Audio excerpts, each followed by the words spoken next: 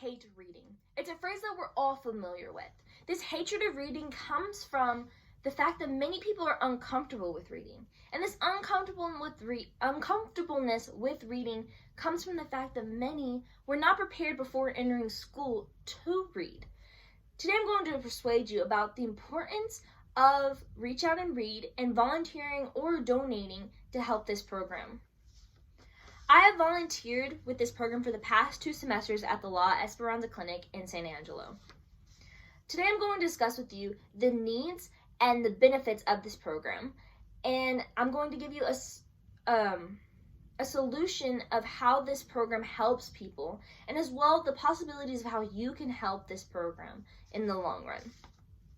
This program, Reach Out and Read, was founded by a group of pediatricians and early childhood educators in 1989, where their purpose is to make reading a part of every early childhood's life and help provide all young people with a foundation for success. The need for this program may not be apparent at first glance, but it is there. Right Express Corporation found in a study called Literary Statistics that 1 in 4 children in America grow up without learning how to read. In 2006, Susan B. Newman and David K. Dickinson in the Handbook of Early Literary Research found that in middle-income neighborhoods, the ratio of books per child is 13-1. In low-income neighborhoods, the ratio of one age-appropriate book is for every 300 children. This lack of books and then lack of reading to as a child forms this hatred of reading. The Ann Foundation, a program to help students learn how to read, in April 8, 2011, found that students who do not read proficiently by 3rd grade are 4 times more likely to drop out of school.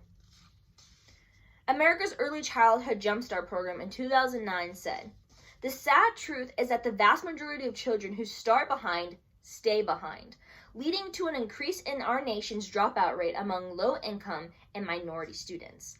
This lack of access to books and this lack of being read to as a child forms this cycle of dropout and illiteracy in our nation.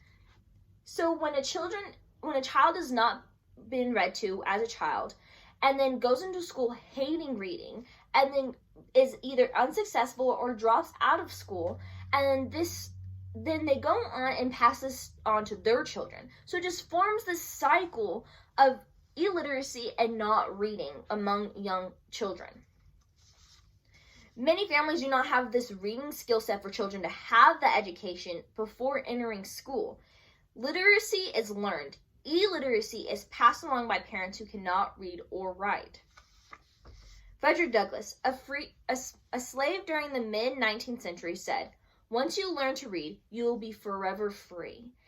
Even though the context may be different, it lies in the same fact that once you're able to read and learn to enjoy reading, you're able to be freed from this endless cycle, this horrible cycle of poverty and illiteracy without reading.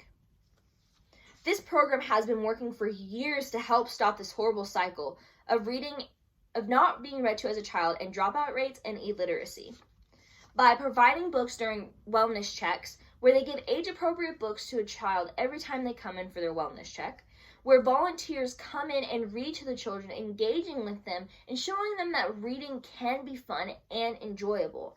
And that this not only helps the children, but it helps parents, as many parents do not read to their children because they don't know how to read properly, or they just don't know how to do it, because many times they feel like they don't know how to do it the correct way, so they shouldn't do it at all. So by these volunteers being there, they're able to see how to read to their children and how they can make it a part of their daily lives.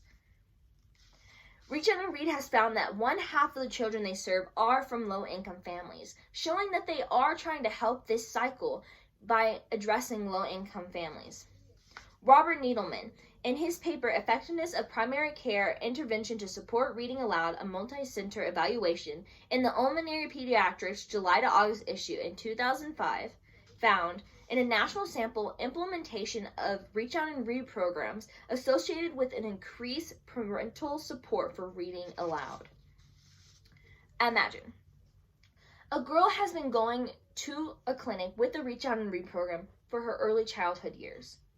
Every time she goes in, there's a volunteer reading to her, and she enjoys it. She loves being read to, as she doesn't get read to at home. And at every wellness check, she gets a book, adding on to her library that she didn't have before. And because of this, she goes into school with this passion for reading. Even though she may not have known what the papers and the books were reading or said when she was looking at them, but she found enjoyment in looking at the pictures and creating a story for herself. So going into school, she finds an enjoyment with reading and is adamant about learning how to read proficiently.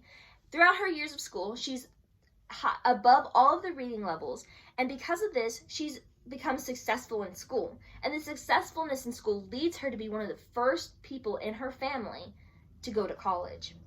This program helps in so many different ways by providing books and also showing children that reading can be fun through volunteers.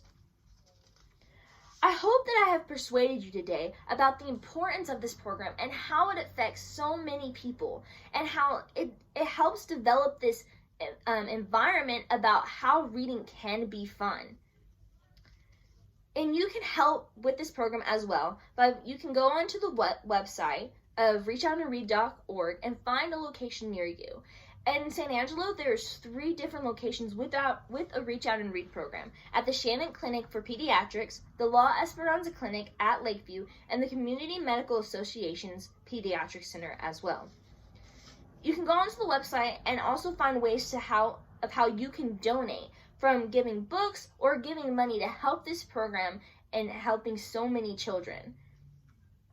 Today we discussed about the needs of this program and how this program addresses the cycle and how they want to alleviate and give children a firm foundation of success through reading. I hope that by this you can see that this hatred of reading comes from this cycle, and that this program helps with this cycle and helps to end this cycle, and how it can develop reading skills early on and just help children love reading. And hopefully by this program we're able to have a society who finds enjoyment with reading instead of a hatred for it. Thank you.